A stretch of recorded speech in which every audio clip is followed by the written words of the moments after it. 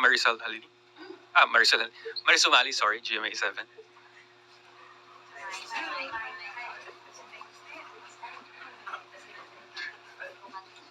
Chairman Artes, magandang umaga po sa inyo. Si Mariz Umali po ito.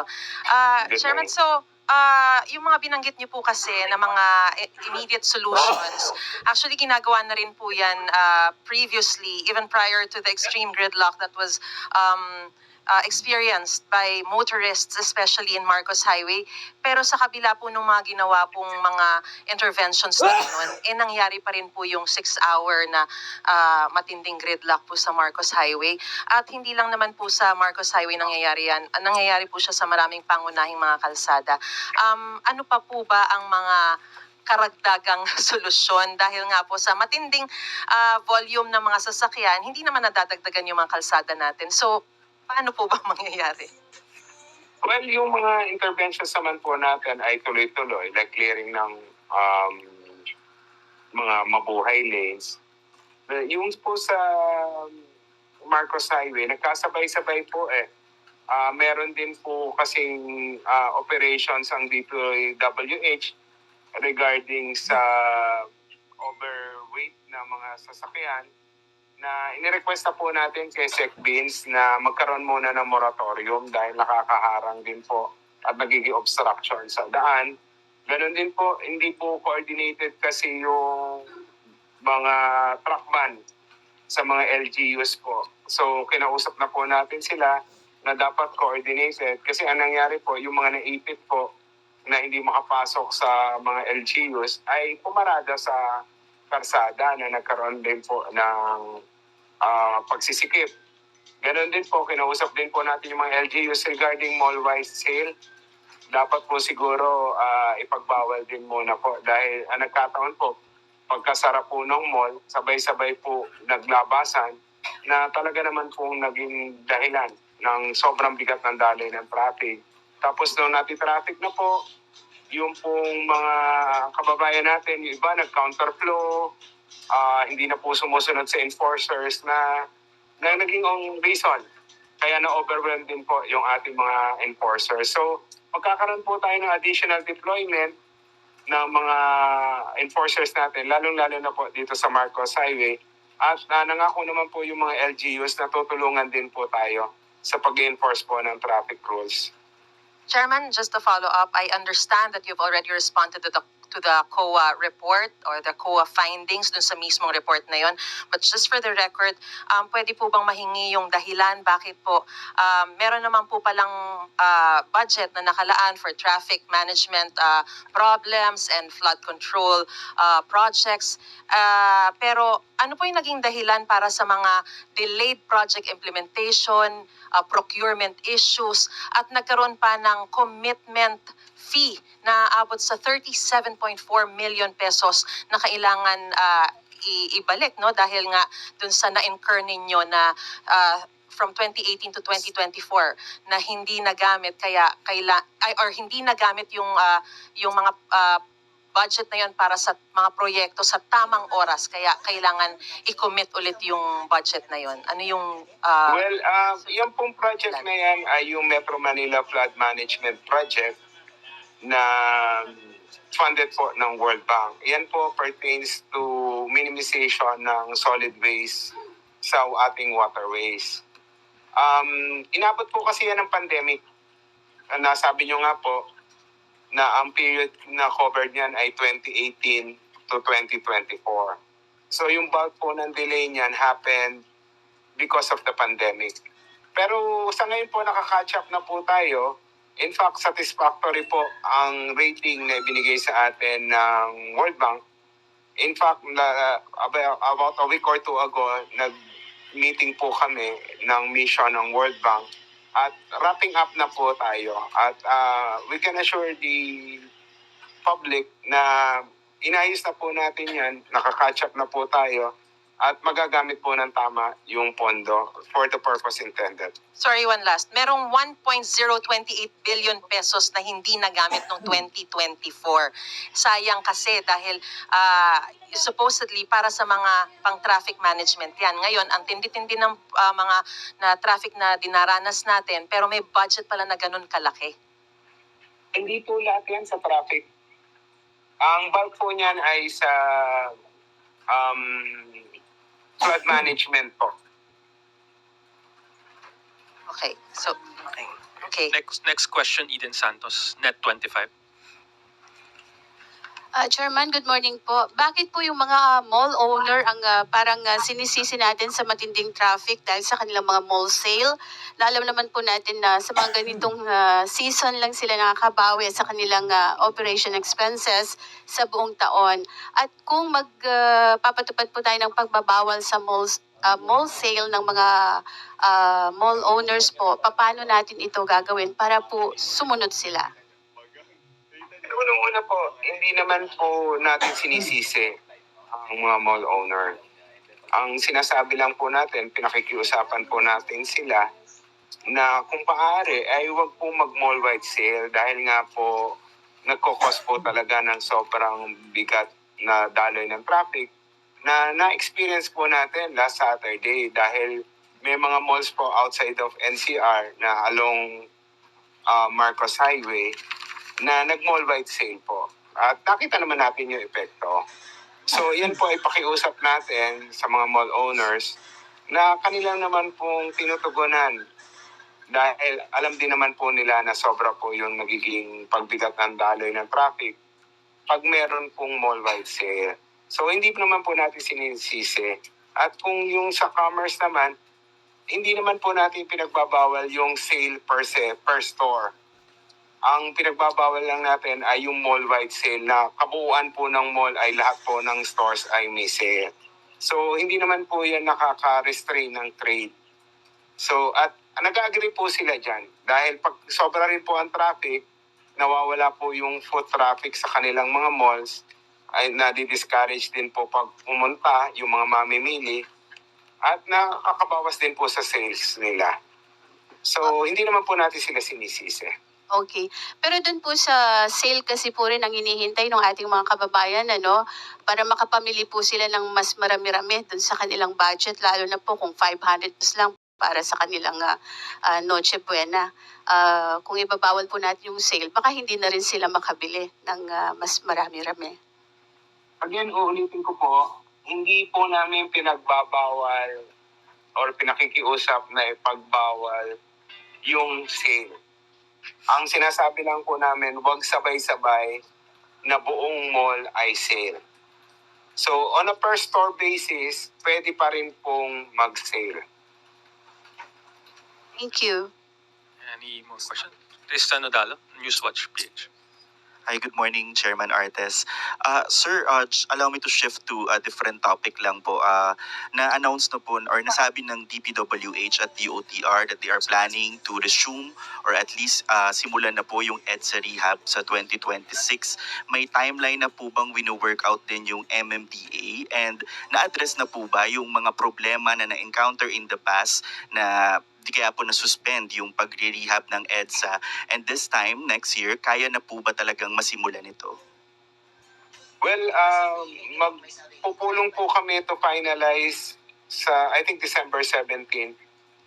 Last week, nag-meet po kami ng DOTR, Sec Banoy, at si Sec Beans para nga po plansyahin yung details at yung mga naging problema at issues na-encounter noong nakaraan nila na i-rehab ang EDSA ay sa tingin ko naman ay na-address namin. So, i-announce po namin yung detalye sa December 17 po. I think we have one more question from Let Narciso, DZRH.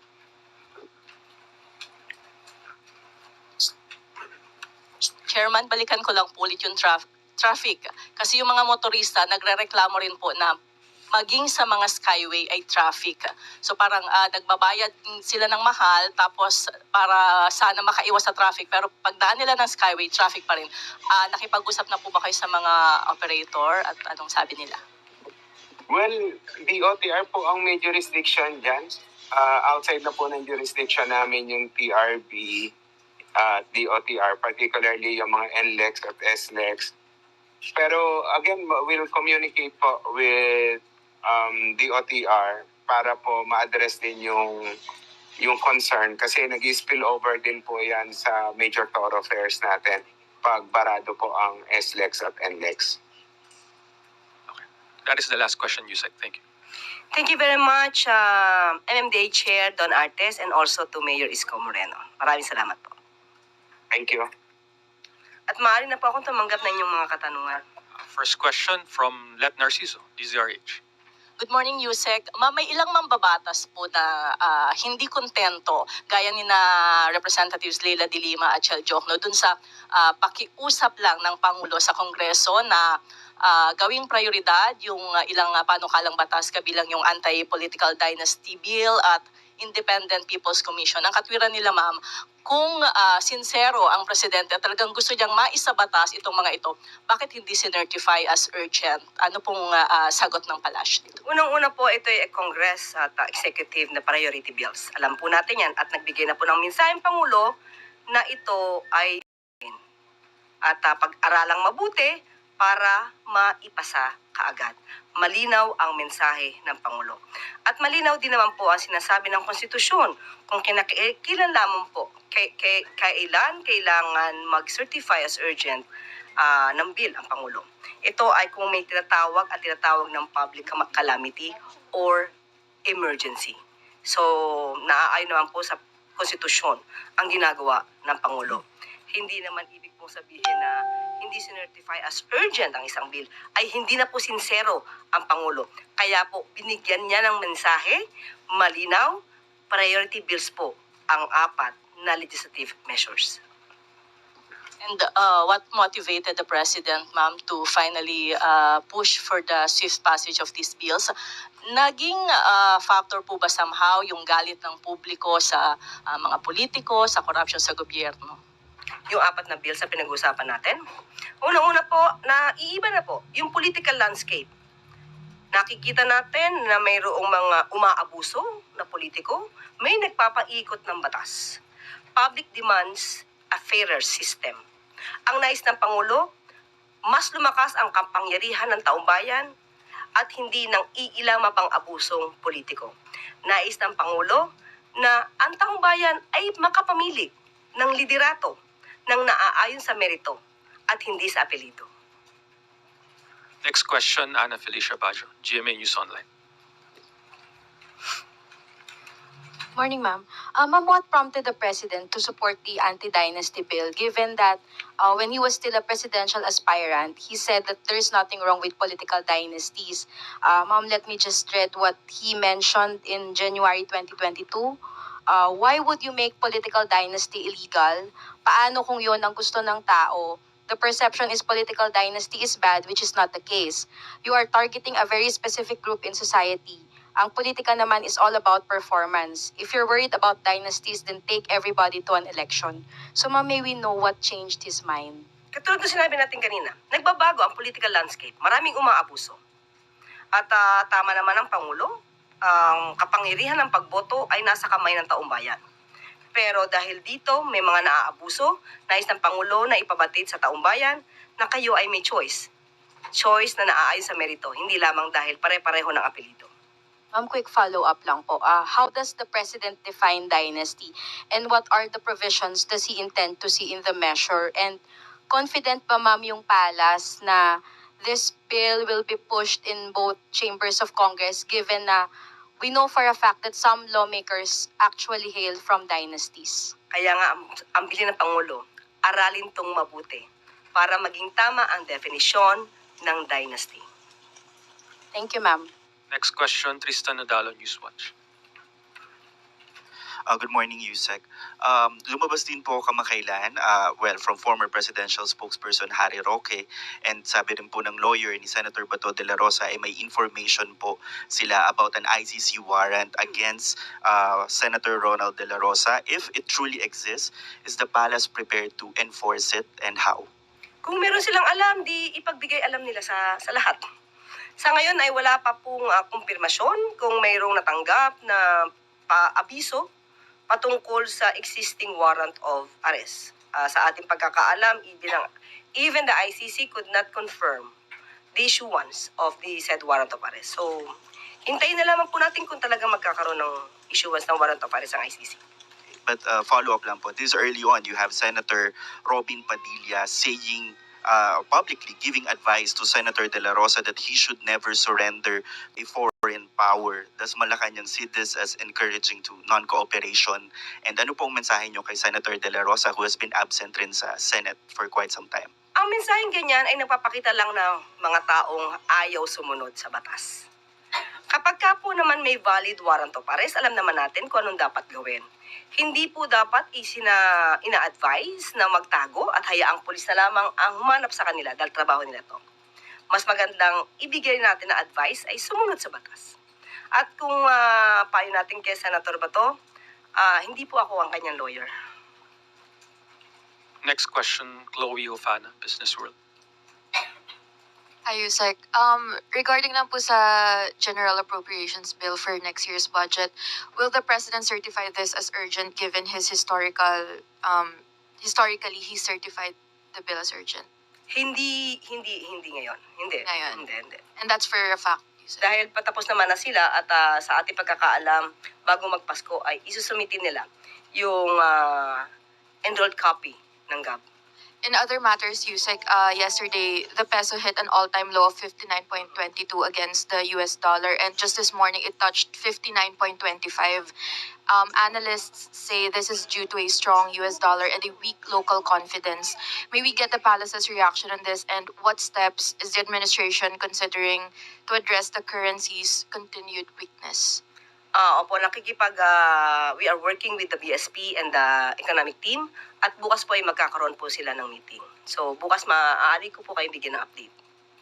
Quick follow-up lang po. Does the administration worry that the peso's weakness will further stoke inflation, especially with the holiday season approaching? Tingnan po natin, malamang ay matatalakay ito bukas. Next question, Janelle Maribo, UNTV. Magandang umaga po, Yusek. Pinakakasuhan na po si Atong Ang ukol dito sa missing sa Bungeros. Ano po masasabi ng palasyo dito dahil sa mga nakalipas, nagsalita rin po ang Pangulo ukol dito? Ang nais naman lagi ng Pangulo ay dapat kung magsasampa ng kaso, ito'y naaayon ng ebidensya. Ayaw niya po ng agarang pag-iimbestiga tapos walang ebidensya dahil kawawa naman din po ang mga inosenteng tao. Kaya muli, sinasabi natin, hindi katulad ng iba, ang Pangulo po ay nais na puro ebidensya ang gamitin. Hindi madalian. Pero paano natin mayaalis yung pangamba pa rin ng ilan na baka magkaroon ng special treatment dito sa kaso ni Ang? On whose part? Special treatment to DOJ ay on the part of the DOJ, meron po silang resolution mismo. Resolution nagpapakita ng prima facie evidence na merong reasonable certainty of conviction. So, nasa kamay na po ito ng korte. So, special treatment from the court? We cannot say that. We cannot speculate on that. Thank you. Next question, Eden Santos, Net 25.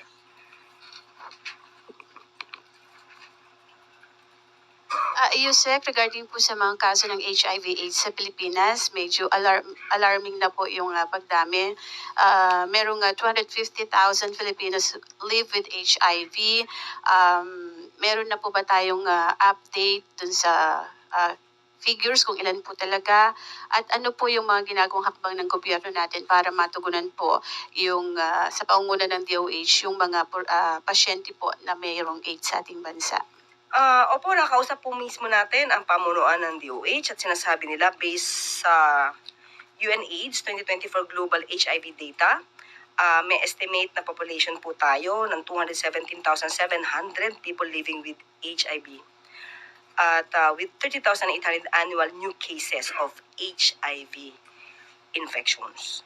So sa ngayon po ay pinapalawak po ng DOH ang testing sa lahat ng mga bukas centers at pinapapasok na rin po sa bawat primary care facility sa pamamagitan ng pagrepaso ng yakap para ito'y maisama itong ating mga kababayan na living with HIV. At ang DOH na rin po ang bumibili ng pre-exposure prophylaxis na nakakatulong sa pagpigil ng paghawa. Sa bahagi po ng Calabar Zone, mataas po ang mga kaso ng HIV. May we know kung meron pong nabanggit na dahilan ng DOH, bakit po doon nakakapagtala ng mataas na kaso po? Alam naman natin po ang top 3 regions, no? At kung bakit nagiging prevalent or lumalaganap ito. Ang una pa rin po, ang reason ay yung sexual contact. So, siguro mas maganda po talaga na mas malalim na pagbibigay informasyon sa mga publiko ang maaari lang sapitin kapag hindi sila responsable sa kanilang mga aksyon. Follow-up question from Maris Umali, GMA7.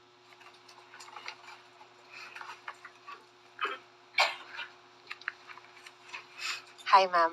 Ma'am, just to follow up on the traffic and COA report. With the COA findings, does the president have any specific directives to hold specific agencies accountable, like, for example, the MMDA and some concerned DPWH offices, to make sure and to ensure that the long-standing inefficiencies will no longer contribute to the worsening traffic situation in Metro Manila? Alam naman din po ng MMDA, alam din po ng DOTR, alam din po ng ating mga ahensya kung ano ang nais ng Pangulo. Dapat lahat ng problema magawa ng solusyon. May mga pagkakataon lang siguro na may mga instances na hindi agad-agad na kayang solusyonan. Especially pagka yung patungkol sa traffic, pag itong klaseng season. Pero ginagawan po ng paraan, katulad ng sinabi po ni MMDA Chair Don Artes. Pero ma'am, yung sa mismong inefficiency in the procurement of materials, equipment, tapos yung mismong delays in the project, yun po kasi yung naging problema eh. Kaya parang may mga budget na hindi nagamit. Well, sinabi niya for flood control yun, but still, it's for a project na dapat nagbenepisyo ang mga mamamayan pero hindi nagamit. Tapos yung iba nasusoli sa National Treasury when in fact there's actually a fund that is supposedly intended for those projects. Yes, opo, tama yan. Kaya po, tinututukan na rin po ng DPWH yung mga patungkol po dyan para po maiwasan ang ganyang klaseng delay. At ang delay po kasi alam natin ito ay hindi magandang epekto ng serbisyo para sa taong bayan. So tututukan po ito ng DPWH at ng MMDA at yun din po naman ang utos ng Pangulo. Thank you, ma'am. Next question, follow-up question from Alexis Romero, Philippine Star. Yusek, actually it's about the party list reform, no? Kasi na-mention nyo kanina, the president wants the abuses addressed and the political landscape has changed. But it's in relation to the dynasties. Now, ano po bang mga thoughts ng ating Pangulo hinggil sa present party list system ngayon?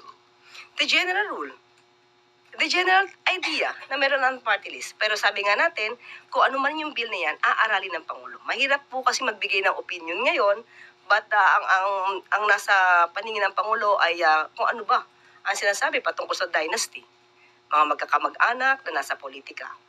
At sa ngayon po ay lahat po ng mga previous bills na hindi naman napasa, i-collate po ito at aaralin po na mabuti. Ano po kaya yung mga particular concerns ng Pangulo hinggil sa kasalukuyang party list system kaya nagtulak sa kanya na hingiin sa Kongreso na i-prioritize yung reforms doon sa party list law? Marami kasi talaga umaabuso. Instead na marginalized sector ang talagang naiboboto, nagagamit na ibang mga abusong politiko. Salamat po. Next question, Sam Medinilla, Business Mirror. Ay, good morning, ma'am. Under po dun sa EO 107 na nirelease recently ni President Marcos, may TWG raw na i-create para i-review yung base pay and allowance increases ng mga MUPs. Nakalagay po dun na para raw po maging sustainable. Napag-usapan po ba ito dun sa sa LEDAC meeting kahapon at saka yung proposed na MUP pension reform na earlier na shelf ng economic managers this year po? Hindi po siya napag-usapan kahapon pero ito po ay parte na po noong nakaraang Kongreso, 19th Congress. At ipinupush din po ito ng Pangulo. Tapos last na lang po, yung proposed na increase po dun sa base pay increase tsaka yung sa allowance po, magkano po kaya yung gagastusin ng government for that starting next year at saka saan po kukunin yung funding? Kung saan kukunin, sabi po ng DOF at ng OES at DBM, ito po ay meron na po na nakalaan para sa 2026 budget. Bali magkano po kaya? Sa ngayon po, wala tayong pinaka-details kung magkano, pero nakalaan po ito. Hihingin ko po ang pinaka-detalye kung magkano sa kanila. I-clarify ko lang kasi 'di ba na recently lang po na mention ni President tong increase na to. Pero yung parang yung deliberations po dun sa 2026 budget, parang nagdaan na rin po siya. Nasa final phases na po ngayon.